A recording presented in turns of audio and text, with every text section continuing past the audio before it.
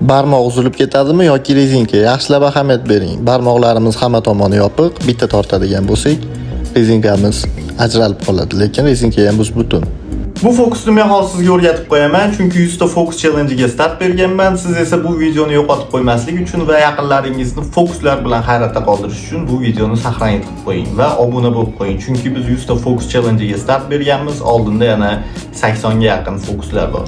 Bu fokusimiz uchun rezinkani bu tarzda emas, aksincha tashqari tarafdan ichkariga qarab kirgizamiz.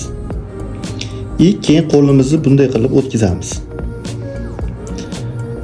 Bu yerda sekret turadi. Agar atrofingizda odamlar bo'ladigan bo'lsa, qo'lingizni pastga qilib ko'rsatasiz.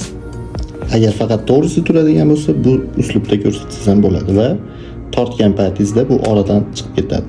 O'rganishda davom etinglar. Sizlardan shunchaki podдержка, kommentariyada oluvchi va keyin nima fokuslar xohlashinglarni yozib qoldirsanglar bo'ldi.